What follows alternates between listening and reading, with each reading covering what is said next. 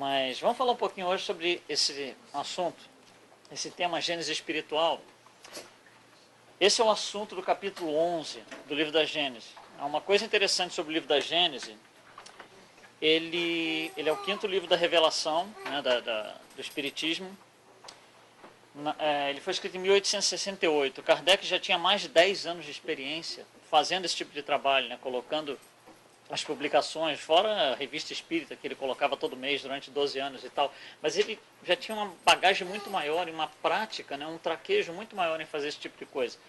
Então, esse quinto livro, né, esse quinto livro ele é dividido em 3 partes, que são como se fossem 3 livros independentes, né, que a primeira parte é a Gênesis em si, depois tem as predições e os milagres. Nós vamos falar hoje só da primeira parte, que é a Gênesis em si. Então, o que ele tenta fazer é pegar esses 10, 11, 12 anos que ele tem de trabalho e arrematar, fazer um resumo, né, com toda a experiência que ele ganhou durante esses anos.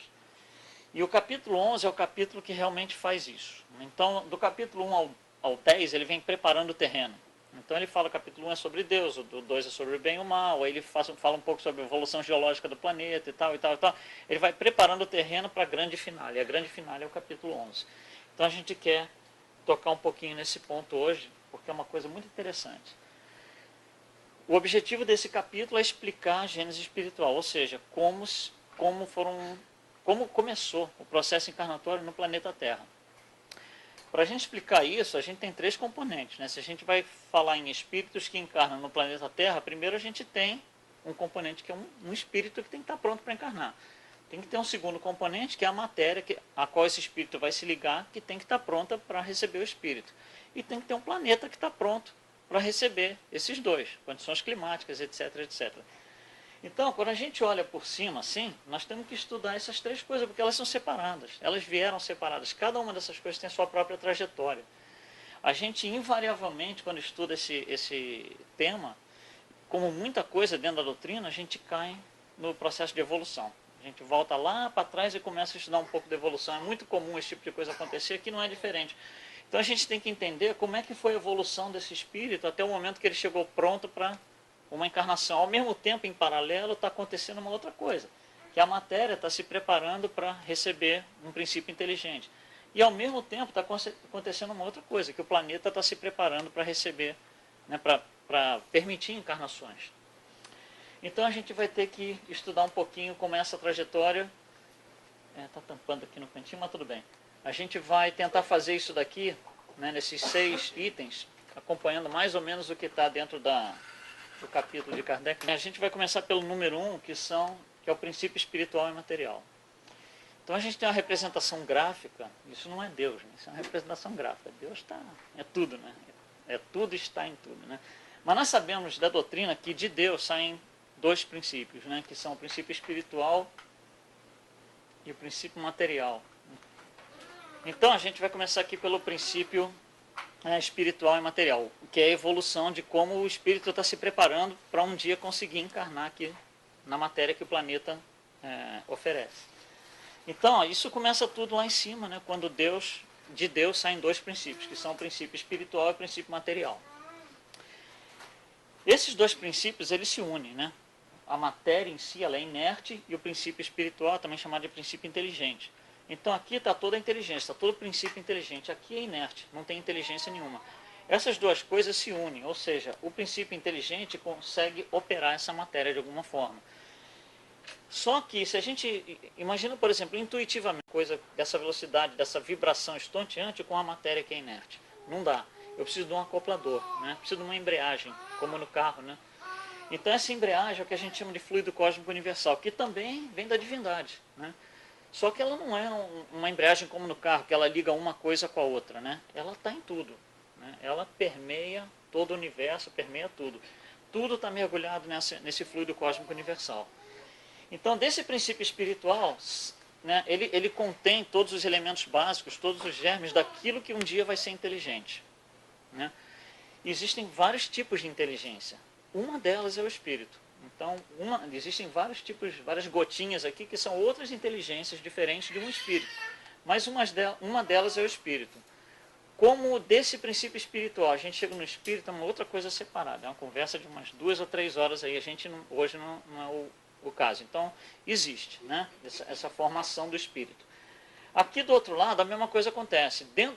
O princípio material contém todos os elementos básicos e todos os germes daquilo que um dia vai ser matéria em alguma vibração. Estados vibracionais diferentes que a gente tem de matéria. Então, tem vários tipos de matéria.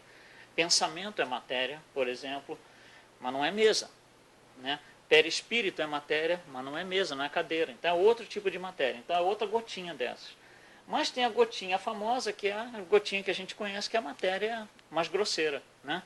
Que essa matéria é inorgânica, ela não tem animação nenhuma, ela está lá estática. Só para a gente entender um pouquinho do princípio inteligente, por exemplo, se eu perguntar aqui, essa cadeira tem princípio inteligente? Não. Como é que ela está organizada? Como é que ela está em pé, ela não desmonta? Porque algum homem que tem princípio inteligente montou. Tem princípio inteligente, só que não é espírito.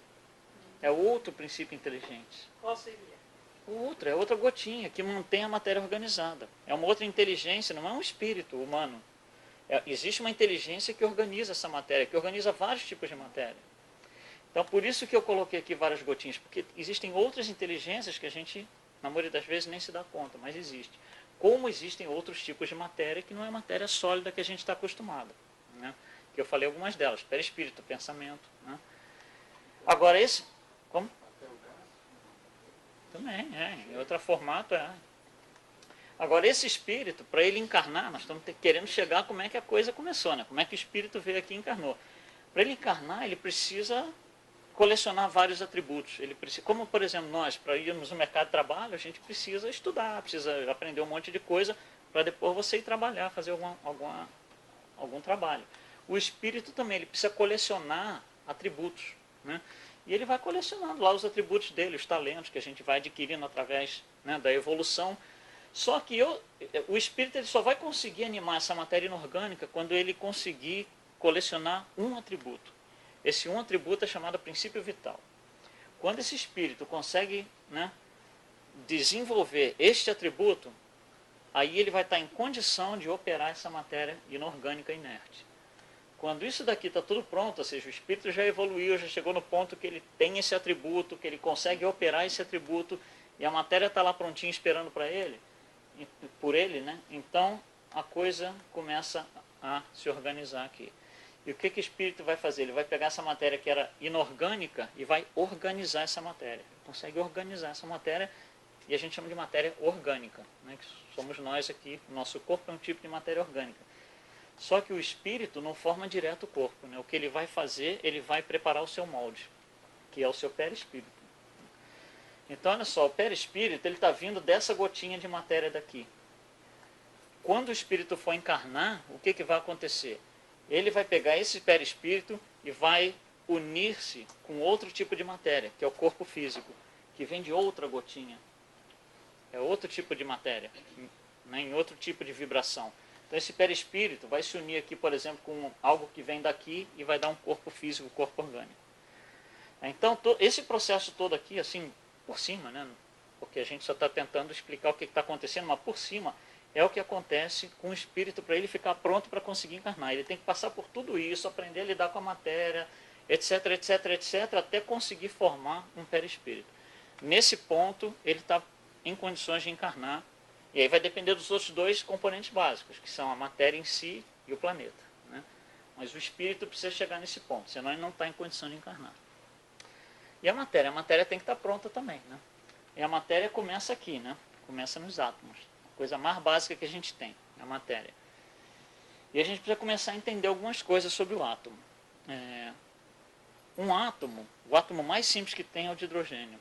Um átomo que é um ponto de energia, uma concentração de energia e uma outra energia em volta. Essa concentração de energia, chamada de núcleo, fica, grosseiramente falando, ela fica parada aqui no meio, e a outra energia em volta chama-se elétron. Esse núcleo, como a gente vê ali, é formado de duas coisas, né? Um próton e um nêutron, e o elétron está aqui. O próton tem uma carga positiva, o elétron tem uma carga negativa, por isso que a coisa é equilibrada, porque você tem um positivo aqui e um negativo rodando em volta. Esse é o átomo mais simples que tem. Uma carga positiva aqui parada no meio e uma negativa andando em volta. Então é uma carga. Só que nós descobrimos depois que tem átomos que tem 2 cargas aqui no meio e 2 rodando em volta. Depois descobrimos que tem um que tem 3 aqui no meio e 3 rodando em volta. E assim vai. Esse número é chamado de número atômico. Então existem átomos com número atômico 1, 2, 3, 4, até o 92. Então vamos pensar o seguinte. Intuitivamente, será que o átomo é mais estável quando ele é o de uma carga, número atômico 1 ou 92? É muito mais provável que ele é mais estável, porque é muito mais simples você, né, organizar 2 carguinhas, uma positiva e uma negativa, do que 92 positivas e 92 negativas. Tanto é que o 92 é chamado de urânio. E para que a gente usa urânio? Para fazer energia nuclear e tudo mais. Por que a gente usa para isso? Porque os elétrons se soltam toda hora. E a ciência aproveita a carga que eles, né, o movimento desses elétrons saindo de órbita. É muito difícil manter os 92 ali, que nem se dá aula para 3 crianças aqui, a coisa vai. Você bota 200 crianças na sala para dar aula, complica. Porque é muito difícil você manter o sistema como um todo organizado. Idem aqui. Então, quando a gente chega lá no 92, é muito complicado você manter esse átomo, uma estrutura funcionando igualzinho os outros. Aí nós fomos mais longe ainda. Nós descobrimos que do 93 ao 118, eles são tão instáveis que a gente não consegue manter uma vida útil neles. A gente consegue gerar, através de reações químicas, a gente gera lá 93 e ele morre imediatamente. A gente gera 94 e ele morre imediatamente, porque é tão instável que ele não consegue manter a sua estrutura. Né? Isso é daí que sai toda a matéria. É o ponto mais básico de tudo. Esses átomos começam a se agrupar e formam o que a gente chama de moléculas. Essas moléculas começam a se agrupar e vão formar o que a gente chama de mineral. E aí vem o reino mineral. Aí a gente começou a descobrir algumas coisas interessantes. À medida que a gente foi descobrindo esses elementos atômicos, lá do 1 ao 92, nós organizamos isso, foi organizado por um cientista, Mendeleev, nós organizamos isso de uma forma mais visualmente simples da gente trabalhar. Acho que a maioria das pessoas já viu isso, chama-se tabela química dos elementos. Então a gente olha para isso pura e simplesmente para a gente ficar mais fácil visualmente de estudar. A gente não vai entrar muito no mérito disso. O que é importante para nós é entender que o átomo mais simples, que é o de uma carguinha, é muito mais estável do que o de 92. Então, o que acontece com os minerais? À medida que os minerais vão contendo esses átomos lá perto do 92, a coisa vai se desestabilizando, porque é muito fácil disso acontecer. Tanto é que, em 1953, um cientista aqui nos Estados Unidos, chamado Stanley, né, ele descobriu o seguinte: o átomo lá, os perto do 92, são tão instáveis que qualquer coisinha que entra dentro do átomo desestabiliza, desequilibra esse átomo. E aí o que ele fez? Para estudar essa coisa que entrava lá dentro do átomo e desestabilizava, ele falou assim: peraí, eu não consigo estudar com tudo andando ali, os elétrons, aquela coisa toda, então eu vou cristalizar esse negócio para olhar o que tem lá. Que aí cristalizou, parou. Né? Parou, vou lá no microscópio e olho. E o que ele descobriu é o seguinte: quando cristalizava, aqueles infiltradores, aqueles infiltrantes, se reproduziam como vírus. Né? Como vírus de saúde, que, né, a gente pega aí toda hora, né, de gripe e tal, mesmo com a coisa cristalizada. Ele falou: mas peraí, isso aqui não é mais mineral, tem vida aqui dentro.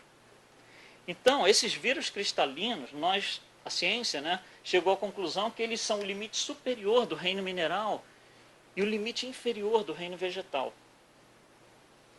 É justamente, você não sabe mais se aquilo ali é mineral ou se é vegetal. Um exemplo disso seria o coral? Não, chama vírus cristalino. Coral é vivo. E aí a gente passa no reino vegetal.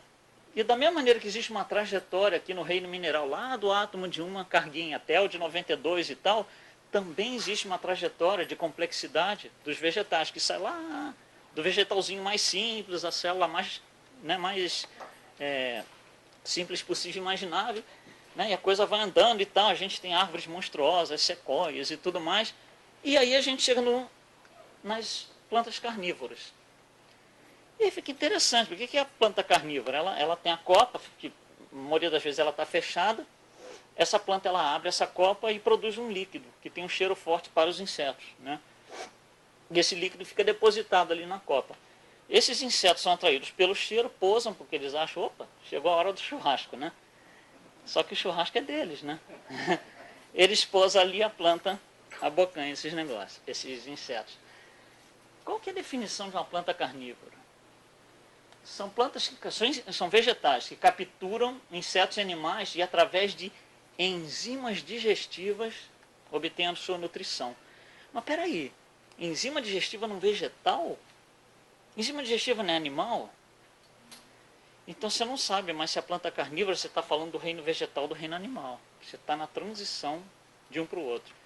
Então as plantas carnívoras, elas demarcam, né, o nível superior, a escala superior do reino vegetal e a inferior do reino animal.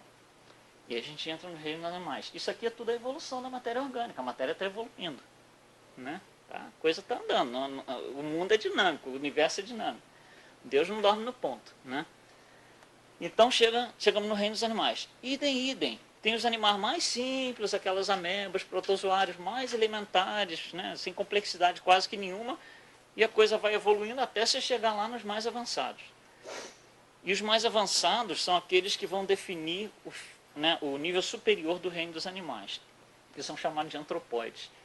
Esses antropóides, alguns autores, muitos autores, aliás, né, fora da doutrina e dentro, chamam de macacoides. Né? Então, os dois nomes são aceitos aí, macacoide, antropóide, que você já não sabe se é macaco ou se é gente. Você está ali, você fica na dúvida. É o limite superior do reino animal e limite inferior do reino dos homens. Olha só o que diz para a gente Emmanuel, em A Caminho da Luz, sobre esses antropóides. Emmanuel usa o termo antropóide. Como eu falei, alguns autores usam macacoide. Antepassados do homem terrestre e ascendentes dos símios. Símios é a família dos macacos. Né? Tiveram a sua evolução. Olha a importância disso. Assim. Tiveram a sua evolução em pontos convergentes. O que quer dizer isso? Quer dizer que a coisa vem vindo, a evolução está acontecendo. Chega num certo ponto, faz assim. Ó. Macaco continua para cá, encarnação humana abre para cá. Não é que o homem substituiu o macaco. Tanto é que tem macaco aí. Né? Toda hora a gente vê macaco aí. Então não é que o homem substituiu. Então ele coloca aqui com muita clareza, né, que houve um ponto de convergência. E daí o parentesco, daí a similaridade, porque eles saíram do mesmo ponto, mas saíram assim. Não é que um substituiu o outro. No lado científico, no lado da ciência, quem estudou isso com muita profundidade foi Darwin. Em 1859, quando ele estava procurando a resposta para, né, a evolução e tal, ele escreveu o livro, A Origem das Espécies. Ele viajou o mundo inteiro tentando achar suas respostas. E ele usa um termo que ficou clássico na ciência. Ele fala que o macaco desceu da árvore. Né? É chamado a descida da árvore. Ou seja, o macaco está lá em cima na árvore, tal, aquela coisa toda. Um dia ele desce e vira homem. E aí a gente fala, não, mas peraí, explica melhor. E ele fala, mas eu não sei explicar. Mas é isso que aconteceu. Então ficou um buraco ali, né? Ficou um queijo suíço, aqueles buracos ali que você não tem, né? Não está bonitinho, completinho. Porque a resposta está aqui, Emmanuel nos dá a resposta. Mas para a ciência, até hoje, é uma coisa dessas que não está bem respondida. Para a ciência, né? Fora da doutrina. Para a ciência oficial, é complicado, não se sabe.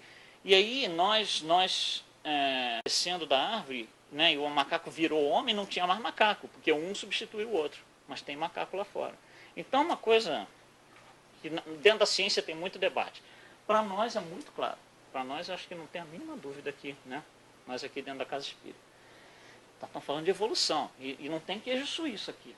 Né? É tudo bonitinho respondido. Então a gente chega nesses antropóides que são o limite superior do reino animal e o limite inferior do próximo reino, que somos nós, que é o hominal.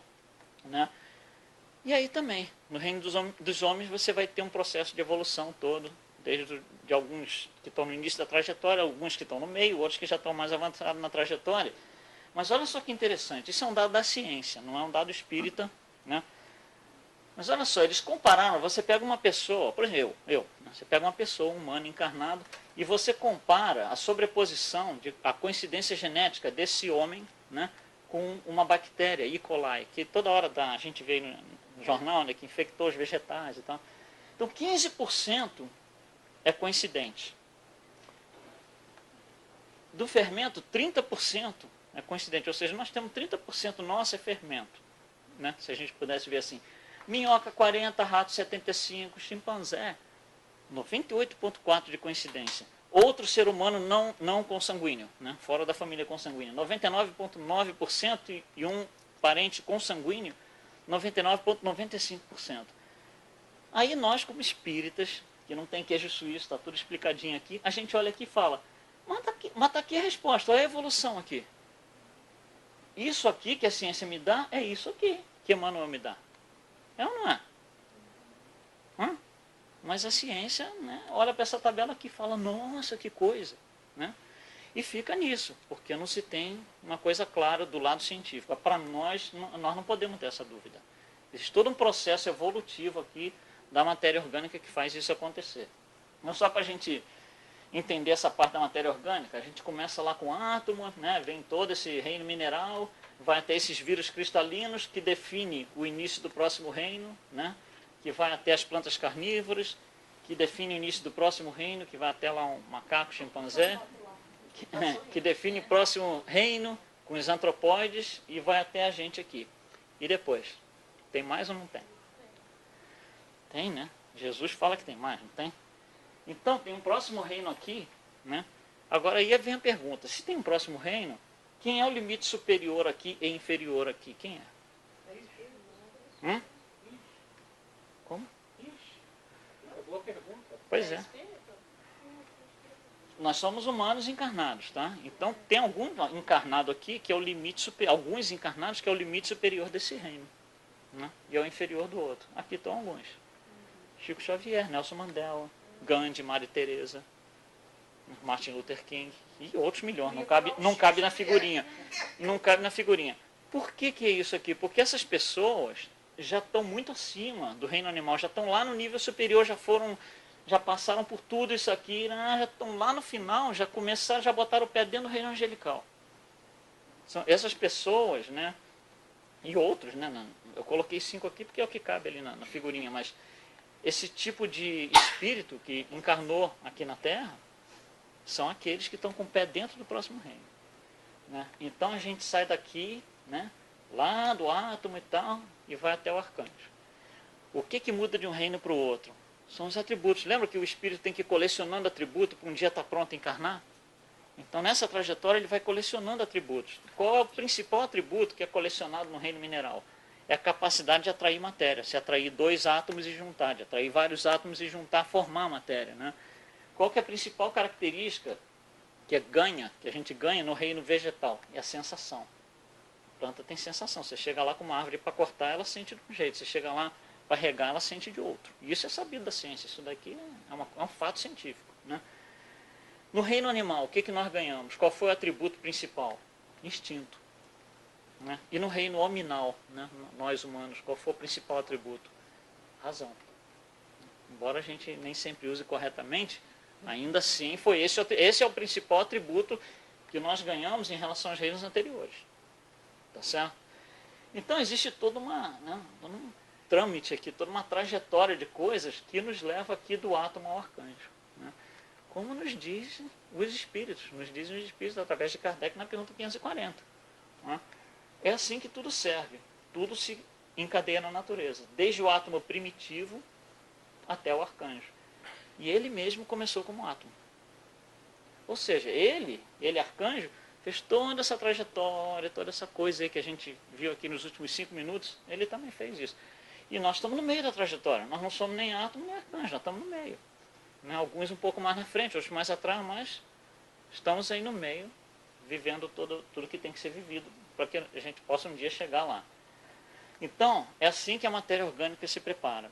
A matéria orgânica se prepara de uma certa forma que no final do reino animal, né, existe uma transição e essa nova carcaça vai conseguir receber um espírito humano para fazer as encarnações, desenvolver as raças de encarnações na Terra. Mas posso fazer uma pergunta? Vai? Quando a gente aprende no Espiritismo que nós fazemos estágio no reino mineral, no reino animal, esse estágio nós não estamos ali como espírito ainda, né? Não. Está registrado na evolução. Você, é o que eu falei lá no início, ainda é princípio inteligente, mas ainda não tem nome de espírito. Porque você só adquire o nome, né, ou a capacidade de ser espírito quando existe a individualização. Né? Você pega, por exemplo, o reino animal, imagina andorinha, pássaro. Um monte de andorinha aqui fora. Você chega aqui fora, pega uma espingarda e dá um tiro.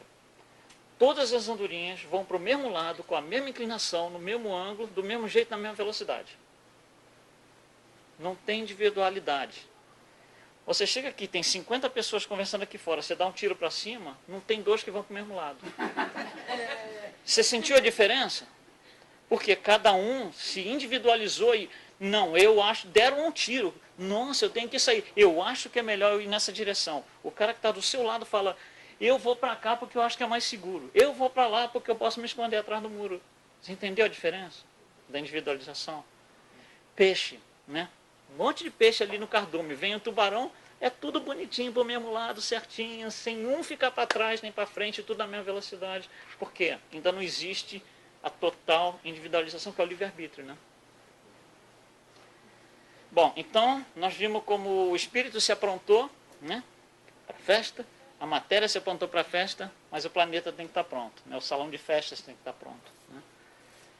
E o planeta tem que evoluir, né? Nós vimos que o planeta em si, a matéria planetária, tem que passar por um processo evolutivo. E tudo começa, a Terra está dentro do universo, então tudo começa a gente estudando a evolução desse universo. Esse universo, em 1959, aqui nos Estados Unidos, Edwin Hubble, que foi um dos grandes cientistas, um dos grandes astrônomos que nós tivemos nos últimos 200 anos aí, talvez o maior de todos, ele, né, descobriu, inventou, né, ele modificou ligeiramente o telescópio e abriu, né, a mente da ciência de uma forma completamente diferente. E o que ele conseguiu provar, até de uma maneira muito simples, hoje falando em 2012, ele fazia o seguinte, ele media a distância entre essa estrela e essa, por exemplo, usando lá o telescópio dele. 2 ou 3 anos depois, ele media a mesma distância, essa distância era maior. Mas o que aumentou dessas duas, aumentou em qualquer combinação de qualquer estrela, né? Então ele falou, o universo está em expansão. E aí assim você falou, mas peraí, se está em expansão, começou do nada, começou uma bolinha de ping-pong, que seja uma bolinha de gude. Então essa é a teoria que a gente chegou hoje em dia, que a gente conseguiu entender como é que a coisa funciona.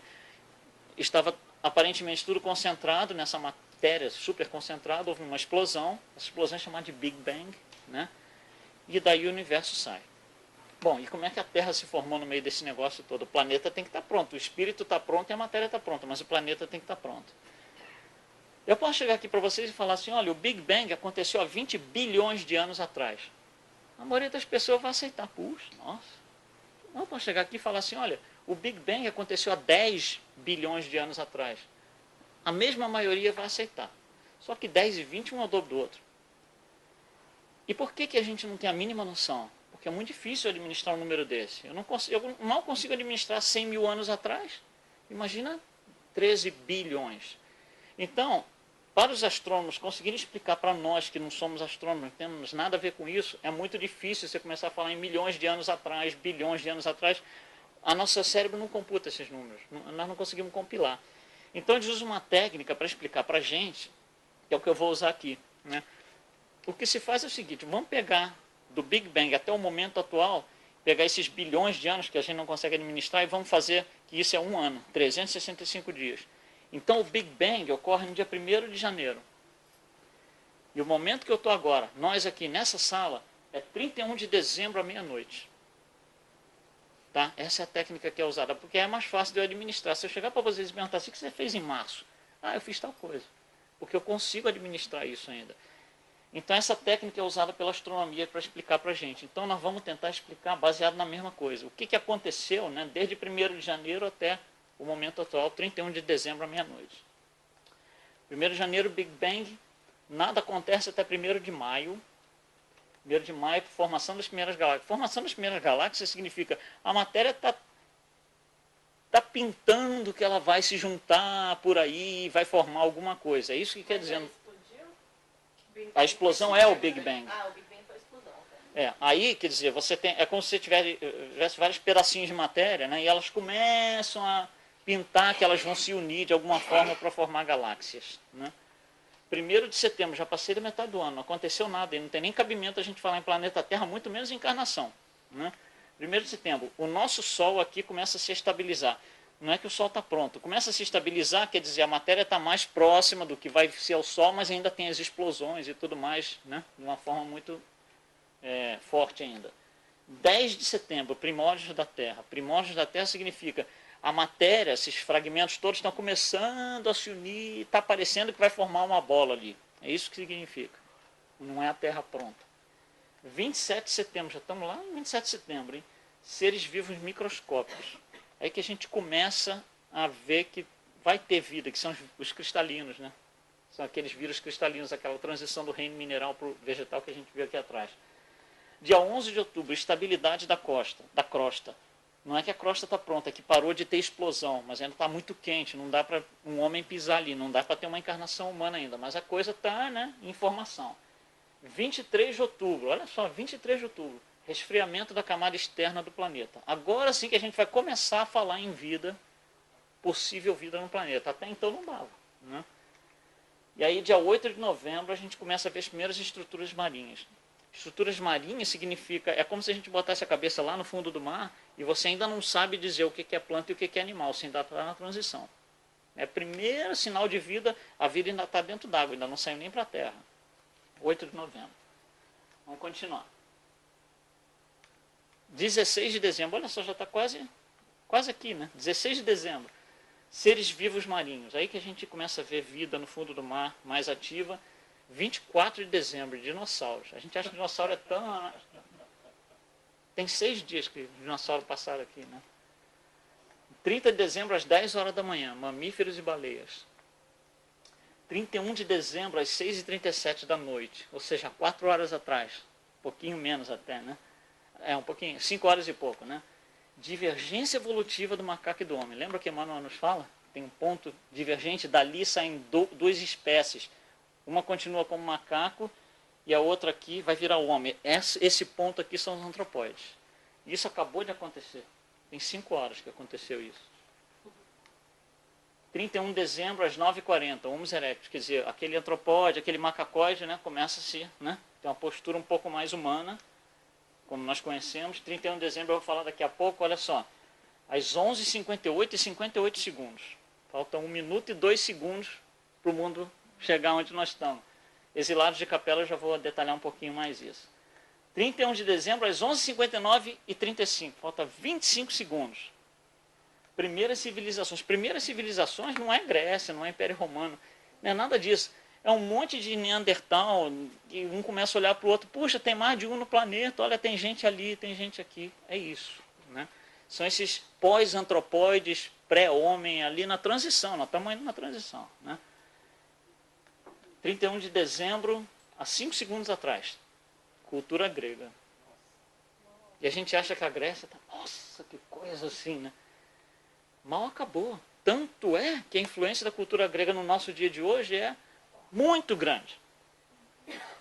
Todo o sistema educacional é baseado nisso. Todo o sistema social é baseado nisso. A medicina é baseada nisso. Porque foi nessa época que a gente olha lá para cima e fala, nossa, quanta estrela, o que é isso? Eu preciso entender, eu preciso ter um pouco mais de ciência dessa coisa. Eu preciso entender como é que funciona o meu corpo. Né? A gente está vivendo uma sociedade, eu preciso organizar essa sociedade, né? Eu preciso ter um grupo que organiza a sociedade, que é a política. Né?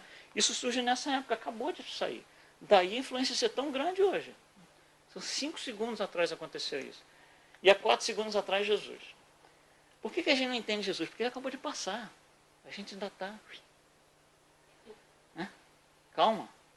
Você sai da sala de aula, o professor dá aquela aula espetacular que você leva 2 semanas ali. Nossa, o professor falou isso. 2 anos depois você está, eu lembro que o professor falou isso. Aqui em 4 segundos a gente quer compreender Jesus, né? E a gente se revolta, porque não compreende. Aliás, não compreende nada disso, né?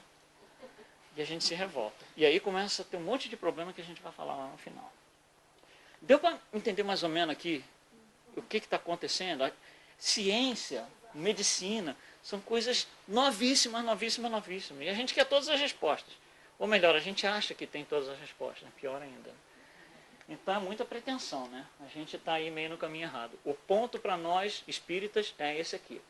Né? Há 4, 5 horas atrás, 5 horas e meia atrás, é onde, né, existem esses antropóides que geram as 2 espécies diferentes. Então, nós como encarnações humanas, né, esse é o ponto aqui, né, onde a coisa está pronta. O planeta está pronto, a matéria está pronta e o espírito está pronto. E isso aconteceu há 5 horas e meia atrás. Essa é a gênese orgânica. Está complicado isso aqui, não? São novinhos ainda, então. Não, nós somos... Não, nós, como encarnados, sim, né? Mas você está vindo aí de uma evolução, não se sabe há quanto tempo, né? Cada um de nós tem a nossa história espiritual diferente, né? Bom, e aí então começam as encarnações, começam todas essas raças. Isso é alguma coisa que eu já apresentei aqui, mas a gente vai rever rapidamente. Emmanuel nos diz que essas raças, elas obedecem a um ciclo. Existe um ciclo de raças, esse ciclo dura 520 mil anos, né? Duas partes de 260 mil anos. Uma parte que ele chama de atividade, uma parte que ele chama de repouso. Emmanuel não tem informação nenhuma sobre a parte de repouso, então ele não nos passa nada. Mas a parte de atividade a gente tem um monte de informação. E o que ele nos diz é o seguinte: esse período de 260 mil anos de atividade é dividido em 8 períodos menores. O primeiro de 64 mil anos e 7 subsequentes de 28 mil anos. O que significa cada um desses? O que significa isso? Então a gente tem que entender. No primeiro, obviamente nós estamos em algum lugar aqui no corrente ciclo, né? Onde nós estamos? No corrente ciclo nós estamos aqui. Tá? O que significa tudo isso? Significa que o ciclo onde eu estou hoje, onde nós estamos hoje, começou no ano de 200 mil a.C., onde começam as encarnações, a gênese espiritual, né? E começa com os Neandertal. O Neandertal é o macacóide, é o antropóide, né? Ele tem um cérebro amacacado, não sei como é que fala, mas né, ele tem ainda a postura totalmente curvada, né, do macaco, mas já tem um cérebro muito mais avançado, muito mais definido fisicamente, né, inclusive, do que o do macaco, há 200 mil anos atrás. E aí a coisa vai. Emmanuel diz o seguinte: esses primeiros 64 anos é preparação para que a vida venha a ser o que veio ser depois a vida humana. Então, é uma preparação para que as raças possam começar a se suceder, cada uma, então, evoluindo mais do que a outra. Então, existem duas raças, das quais Emmanuel, e obviamente nós, não temos informação nenhuma. E ele fala, a terceira raça, que começa aqui em 81 mil a.C., é a raça lemuriana, né? Que dura 28 mil anos e é substituída por outra raça, que é a raça Atlântida. A diferença de uma raça para outra, né, em relação às anteriores, é que em relações anteriores elas são mais avançadas moralmente, fisicamente e intelectualmente, né? Aí, em 25 mil antes de Cristo, começa a nossa raça, nós estamos aqui, né, que é a raça ariana, né, que vai até o ano de 3000, então já está acabando. E aí teríamos duas raças mais e acaba o ciclo, né? Isso aqui tudo são os 260 mil anos. Onde está a raça adâmica? Não, calma. Você vai chegar lá. Calma. Então, olha só, nós estamos aqui na raça ariana. Agora vamos pensar aqui, ó. Isso aqui é um macacóide, é um antropóide, tá? Esses caras que estão vivendo aqui são iguais a esse? Não. Então, entre esse ponto e esse ponto teve mudança. E grande. O cérebro desse cara que está vivendo aqui é 2,5 vezes maior fisicamente, né? 2,5 vezes maior do que esse cara aqui. Então teve uma transição aqui, teve alguma coisa que mudou. Fisicamente, inclusive, né? Essa mudança foi em preparação para a raça que a gente está, que é a ariana. Um pouco antes da raça ariana, antes de 25 mil anos, houve uma transformação de genética para que os espíritos que então passariam a encarnar a partir daquele ponto pudessem operar uma máquina melhor. Nós vamos trazer espíritos mais evoluídos, mais inteligentes, princípios inteligentes mais desenvolvidos, que vão operar uma máquina mais complexa. E aí começamos a preparar isso aqui. Isso aqui é a chegada dos capelinos, né? Então são os exilados de Capela que vêm lá da constelação de Capela, em um dos orbes, que na época estava mais ou menos alinhado com o padrão da Terra, sendo que no sistema de Capela eles eram mais avançados fisicamente, moralmente e intelectualmente do que nós. Mas eles passaram pelo mesmo problema que nós passamos aqui. Apesar deles, em geral, serem mais evoluídos moralmente, tem um grupo ali que não vai para frente, está ali. Os cabeça duros, teimosos. Esses cabeça dura tiveram que ser exilados para um outro lugar, porque o planeta, o orbe, precisava evoluir, né? Então Jesus é chamado, né, para ver se ele aceita a vinda desses capelinos aqui para o planeta, e ele aceita. Ele fala com todo amor, manda vir porque, né, eles são mais avançados do que os que estão na Terra e podem ajudar a evolução física, moral e intelectual. Mas se você vai trazer um espírito que é muito mais intelectualmente mais avançado, você não pode ter um Neandertal. Você tem que ter um outro tipo de carcaça. Daí a mudança, né? E aí começam a vir pouco a pouco, a partir aqui do início da raça ariana, esses capelinos. E chega a um ponto que vem uma massa muito grande, né? Essa massa muito grande chega mais ou menos no ano de 4.000 a.C., né? Que é o que é representado classicamente pela figura de Adão, né? Daí o nome raça adâmica, né? Mas esse Adão é complicado, porque fora daqui, né, fora da casa espírita, em muitos lugares ele é entendido como um homem físico, uma pessoa física. E aí a coisa se complica, porque Adão representa, é um símbolo, é uma metáfora que representa um grupo de espíritos que são trazidos para a Terra. Essa passagem histórica da nossa humanidade tem um monte de nomes, mas todas querem significar a mesma coisa. Então, Allan Kardec chama isso daqui de anjos decaídos. A maioria dos autores chama de a queda de Adão, outros chamam de a queda do paraíso. Tem um monte de nomes mais ou menos semelhantes. Por que se dá esse nome? Olha só, esses capelinos são mais avançados em tudo do que nós. Então, imagina nós aqui, nós estamos aqui nos Estados Unidos, tem carro, tem rua asfaltada, tem toalete, tem água encanada. De repente você vai morar lá no deserto da África. Aí não tem toalete, não tem água encanada, não tem água para beber, você tem que andar não sei quantas milhas para pegar um pouquinho de água no poço. E aí qual é a sensação? Puxa, eu tinha tudo e não sabia. Essa é a sensação de queda do paraíso. A sensação dos anjos decaídos. Eles eram muito mais evoluídos e por causa de falta de moral tiveram que ser transmigrados para cá e, entre aspas, perderam o paraíso. Então, essa é a história, essa é o significado desses termos todos, a queda do paraíso, queda de Adão, qualquer um desses. Allan Kardec, na Gênese, usa o nome anjos decaídos. Um capítulo, inclusive uma parte desse capítulo 11, anjos decaídos. Então, para nós, não existe essa história de que Adão é o primeiro homem, né? É uma coisa clássica da nossa sociedade e muito acreditada ainda até hoje, né? Por incrível que pareça. Quando Kardec escreveu a Gênese, isso em 1900... Pois não. Então, os anjos decaídos são o pessoal de Capela, então, né? Que veio transmigrado na época em que a gente visualiza como Adão o primeiro homem. 4.000 a.C., há 6.000 anos atrás. Então, Kardec, quando escreveu a Gênese em 1868, e vamos tentar nos transportar agora para 1868, ele tenta explicar para as pessoas por que não dá para a gente compreender mais nessa época, já nessa época, né, Adão como sendo uma pessoa física, um homem físico, né? Então, até é interessante a gente ver isso, porque até para a gente ver como ele pensava, como Kardec raciocinava, né? Então ele falava assim, ó, tudo bem, 4.000 a.C., vamos considerar que esse Adão é um homem físico, né? No ano de 3.100, ou seja, 800, 900 anos depois, o Egito estava em plena expansão. O que é uma civilização em plena expansão?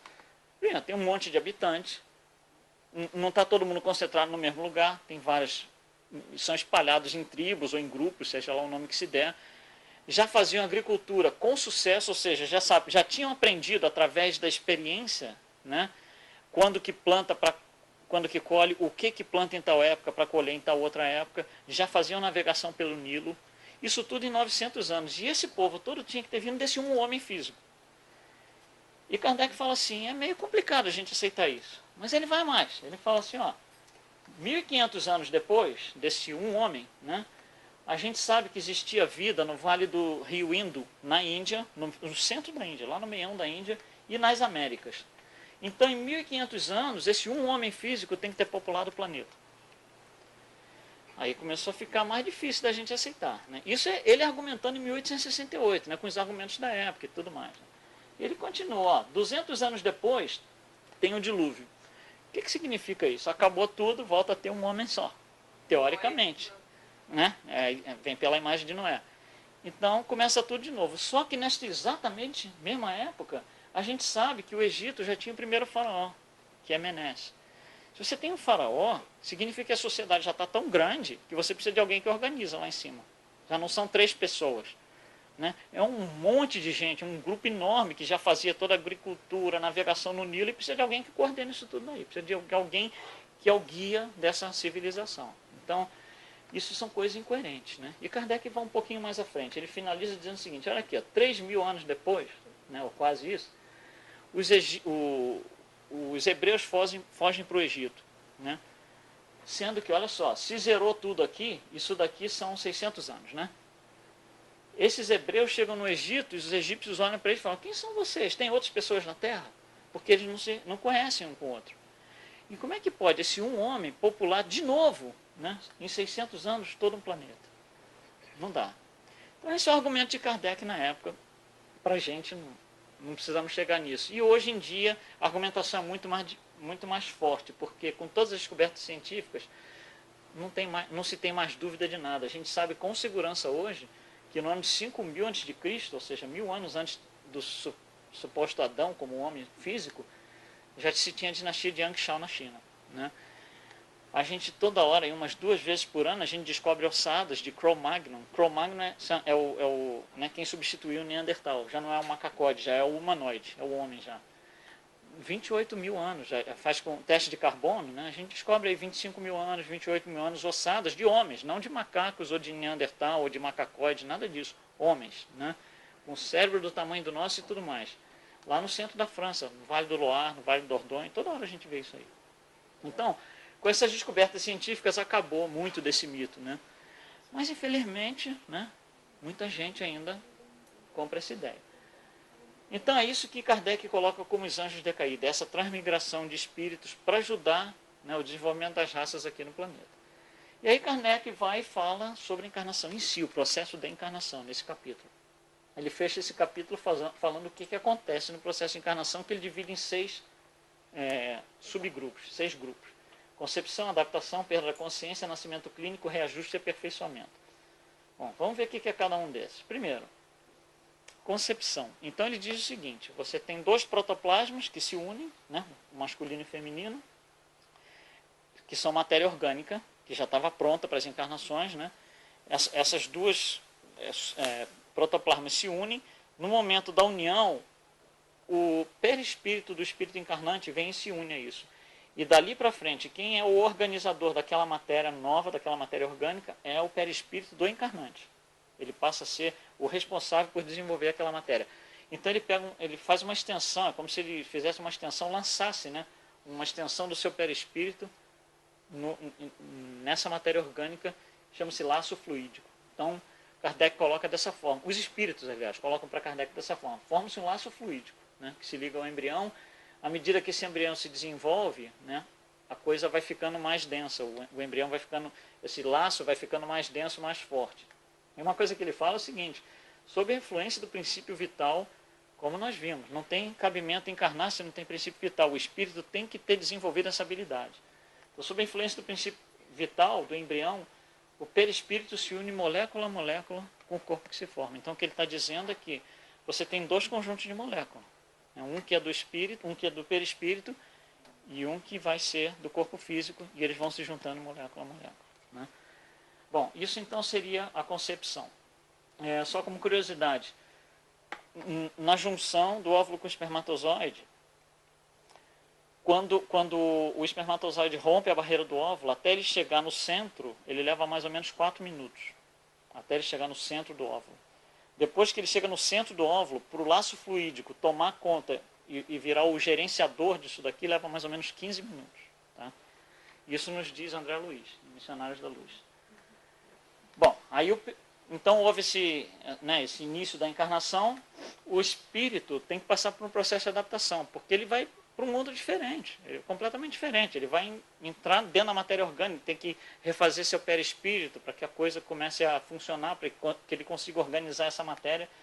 Então os espíritos colocam para a gente: uma vez capturado pelo laço fluídico, o espírito entra em estado de perturbação. Eu chamo adaptação porque a palavra perturbação em 2012 é meio complicada, ela tem um monte de sentidos, então eu prefiro usar adaptação, mas a palavra original que está na codificação é perturbação. É como se o espírito desmaiasse, né? Eu estivesse desmaiando, é como ele está ali meio, né? Não sabe o que está acontecendo, está assim meio que perdendo a sua ciência, né? Então, na adaptação tem uma perturbação. Tem uma perturbação. E aí tem a perda da consciência total, aí o espírito desmaia, né? Grosseiramente falando. Então, falam os espíritos para a gente. Nos últimos momentos, ou seja, um pouquinho antes do nascimento clínico, o espírito perde completamente a consciência, desmaia, né? De sorte que jamais é testemunho do seu nascimento. E aí a gente vê aí casos de regressão e tudo, tentando refazer essa passagem, porque o espírito não tem consciência disso. Uma vez que isso acontece, nascimento clínico, lá na maternidade que seja, então Kardec diz o seguinte: no momento que a criança respira, né, o espírito começa a recobrar suas faculdades, porque ele desmaiou, né, ele não sabe de mais nada. Então ele vai, né, começar como você levantou ali do desmaio. Onde eu estou, quem sou eu, o que eu faço, como é que é meu nome, essa coisa toda. Ele vai começar a passar por um processo semelhante. Então vai começar a recobrar suas faculdades, que se desenvolve à proporção que formam-se e consolidam-se os órgãos. Então, o que Kardec quer dizer com isso? É importante a gente entender. Digamos que vai nascer um grande nadador, o Michael Phelps, vai encarnar. Melhor até que ele, um grande nadador. Aí nasceu, uma maternidade. Aí o bebê, que vai ser um grande nadador, está com 10 dias de idade. A gente vai colocar ele na piscina. O que vai acontecer? Aí você vai perguntar, mas cadê o grande nadador? Né? Por quê? Porque a faculdade está lá, o atributo está lá. Mas os órgãos não estão prontos para responder aquele atributo. Você pega um Mozart que acabou de encarnar, com 5 dias de idade, e bota ele sentado no piano. Não vai sair nada. Por quê? Ele não consegue nem coordenar os movimentos. Como é que ele vai tocar, colocar os dedos no piano?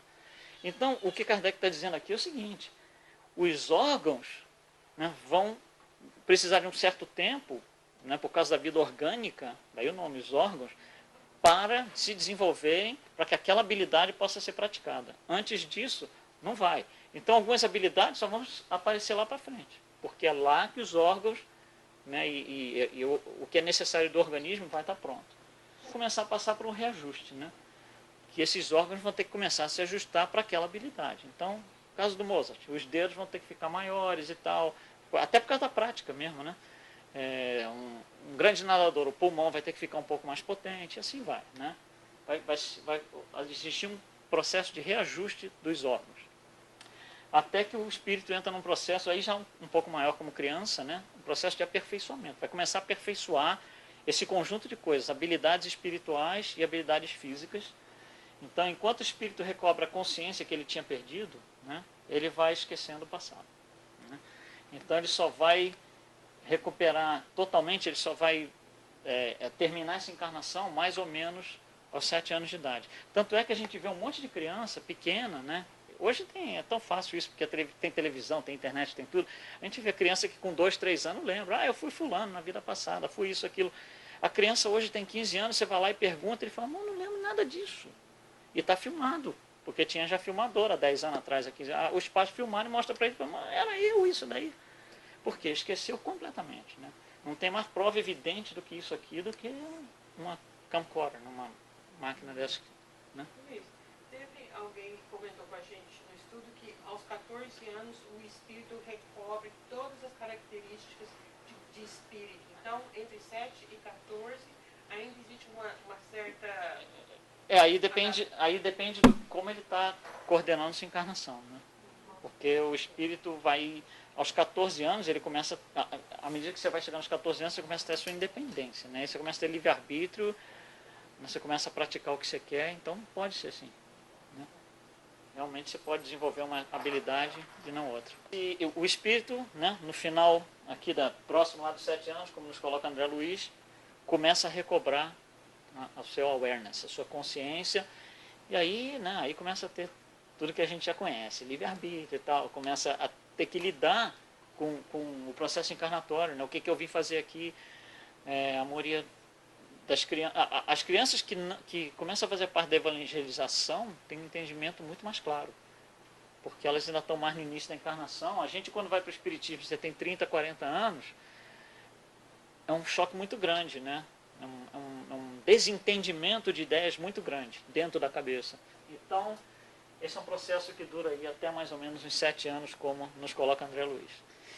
Então, isso tudo aí é o que Kardec nos explica, né? Essa evolução toda e tal que a gente fez, a gente foi bem detalhado, tentando ir mais a fundo o mais possível para realmente puxar o que Kardec tenta colocar. Ele não vai tão fundo nesse capítulo, até porque, à sua época, não se tinha todas as informações que nós temos hoje. Né? Então, nós temos que fazer o estudo em 2012, não em 1868. Né? Então, passamos por tudo isso aqui, entendemos tudo isso, mas e aí? O que a gente leva para casa, né? Porque espiritismo é responsabilidade. a gente tem que levar alguma coisa para casa, a gente tem que associar isso com alguma coisa útil, porque senão fica história de fada, né? Bom, vamos começar a pensar. A gente olha tudo isso aqui, ó, né?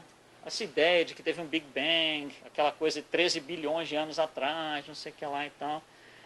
O que nos diz a ciência? Com as suas próprias palavras, a ciência nos diz: há muitas moradas na casa do Pai. Só que eles não dizem dessa forma, eles dizem dessa forma. Nós conhecemos 300 bilhões de galáxias, cada galáxia tem 200 bilhões de sóis. Então começou a ficar complicado de novo, porque os números estão muito grandes. Eu já comecei a... Não estou conseguindo compilar mais de novo, que nem os 13 bilhões lá do Big Bang, já não estou compilando de novo. O que eu consigo compilar é muita coisa. Não estou chegando lá, está faltando ali um entendimento da minha parte. Eu não consigo entender isso. Então a ciência nos coloca isso aqui, essas três coisas, né? Temos o universo em expansão com 300 bilhões de galáxias que nós conhecemos, cada uma com 200 bilhões de sóis. Jesus coloca de uma outra forma, né? Muitas moradas na casa do Pai. Então a gente olha esse negócio enorme, essa grandeza e tal, e a gente começa a se questionar, né? E agora? Eu não estou entendendo isso, eu não estou conseguindo administrar isso. Aí vem Emmanuel e nos diz o seguinte: somos infinitamente insignificantes para abranger, por enquanto, as dimensões totais do universo. Eu não consigo entender. 300 bilhões de galáxias, 200 bilhões de sóis, não dá. Ele está falando isso para a gente. É natural isso, né? Somos amebas pensantes. Apesar que a inteligência, né, já chegou para a gente, temos a inteligência, temos o princípio inteligente já desenvolvido até um certo ponto, ainda assim somos amebas pensantes, né?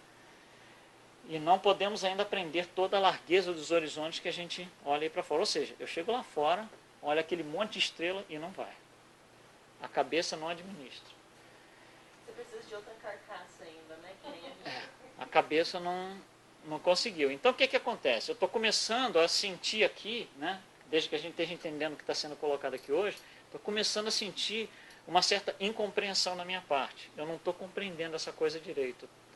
Eu estou capenga nessa, não está faltando aqui alguma coisa. É que nem às vezes você vai para a escola, a pessoa que não tem tendência, por exemplo, à física, o professor vai lá e explica e tal, a pessoa não está entrando na cabeça. Né? O outro já não gosta de matemática, o cara vai lá, faz conta, divisão, álgebra, não está entrando na minha cabeça. A gente está começando a sentir isso aqui, e a Emmanuel está confirmando para a gente que é isso.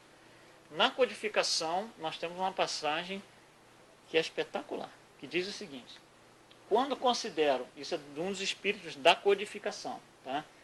Quando considero a brevidade da vida, aí pausa. Vamos voltar nos 365 dias, que são equivalentes a 13 bilhões de anos. Como referência, o tempo da nossa vida encarnada, né, nesse 365 dias, é 20 vezes menor do que um flash de máquina fotográfica. É 20 vezes mais rápido do que um flash de máquina fotográfica. Ou seja, é assim, menos que um piscar de olho. Esse é o nosso tempo de vida encarnada. Tá? Então, olha o que ele diz. Quando considero a brevidade da vida, sou dolorosamente atingido pela incessante preocupação, da qual é motivo para vós o bem-estar material. Ou seja, a gente usa esse 20 vezes mais rápido que o flash de máquina fotográfica para ficar pensando em coisa material, enquanto dedicar tão pouca atenção ao aperfeiçoamento moral. Então a gente não tem tempo nenhum. É como eu chegar assim e dizer assim para você: olha, você vai ter uma audiência com Jesus, você tem 3 minutos, ou 3 segundos com Jesus. Aí você vai lá e não sabe o que fazer. Não é? Você perdeu a chance. É mais ou menos isso que o Espírito está tentando dizer para a gente. A cada vez que a gente vem, né, com essa rapidez, esses 20 vezes mais rápido que um flash de máquina fotográfica, a gente perde. E fica assim. E aí a gente volta lá para o início de novo. Lembra dos átomos? Né? O que é um átomo? O que a gente descobriu em 1937, 38? A gente descobriu o seguinte com os telescópios, os microscópios eletrônicos, que o átomo, aquele ponto de energia no meio, com os elétrons que são energias também em volta, nós descobrimos o seguinte: enquanto isso tudo está acontecendo aqui, este centro está cedendo energia para o elétron. Em contrapartida, o elétron está cedendo energia para o centro. Não é que um está só rodando, eles estão trocando energia o tempo inteiro. É assim que funciona o processo. Por isso que o átomo está equilibrado. Se um elétron, numa certa hora, decidir que ele não vai devolver energia, ele vai falar, não, eu quero energia para mim, mas não vou dar nada de volta. O que vai acontecer com o átomo? Vai se desintegrar, vai se desequilibrar. É isso que nós somos. Nós não temos a capacidade de compreender que nós somos esse elétron na nossa casa espírita, na nossa sociedade, no nosso grupo de trabalho, no nosso país, no nosso planeta. E a gente fica desequilibrando todos esses grupos o tempo todo. Porque a gente quer. Me dá energia. Puxa lá do núcleo a energia. Não, não vou dar nada não. Eu só quero. Né? Então o que acontece? Nós somos quem desequilibramos tudo. Não é tudo baseado aqui? Né? Então se a gente não entender como é que funciona o átomo, você vai do átomo ao arcanjo, como é que você quer entender o arcanjo? Então você tem que começar corrigindo aonde? No átomo. O átomo é aqui. Sou eu, esse elétron, no meu grupo de trabalho. Que eu só quero, mas não dou nada. Não beneficio em nada o meu grupo de trabalho. É a minha família. Eu só quero fazer o que eu quero, mas fazer o que eles querem, não. Então, está faltando a troca de energia. E essa troca de energia, como nos diz a codificação, é por quê? Por causa da falta de entendimento. O que Emmanuel nos diz? Emmanuel nos diz que a revolta é fruto da incompreensão. Nós nos revoltamos o tempo todo, porque não compreendemos nada disso. E essa revolta se manifesta de várias formas. Né? Essa revolta pode ser uma agressividade, um ódio, uma inveja. Isso são todos tipos de revolta. Eu, quando estou revoltado, eu posso ficar agressivo, posso demonstrar orgulho, posso ser egoísta. São todos tipos de revolta que me jogam contra, né, o próprio átomo do qual eu sou um elétron. Então eu sou quem desequilibra tudo isso. Isso aqui não leva em nada. Né? Então a gente olha, talvez a principal coisa que a gente tem aqui hoje, agora, em 2012, no dia 31 de dezembro, à meia-noite, é a agressividade. É impressionante como a nossa sociedade é agressiva, como nós somos elétrons agressivos ao próprio átomo, né, cada um de nós.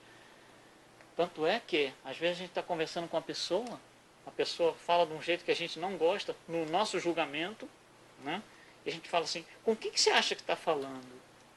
Aí você para e pensa assim, não, pensa nas galáxias, 300 bilhões de sóis e tal. E você vem falar, com quem que você acha que você está falando? Ou seja, você tem o universo no bolso, né? É assim que a gente age. Por quê? Porque a gente não faz a segunda pergunta, que é, com quem que você acha que você está falando? Aí você para e fala, não, deixa eu me perguntar para mim mesmo, com quem que você acha que está falando? E aí você vai ver que com quem você está falando é outro elétron do mesmo átomo, que está tendo a mesma troca de energia com a mesma sociedade, com o mesmo grupo de trabalho, com o mesmo país, com o mesmo planeta, etc, etc, etc. Tá? Então essa é a mensagem que a gente queria deixar para vocês. Muito obrigado, boa noite a todos.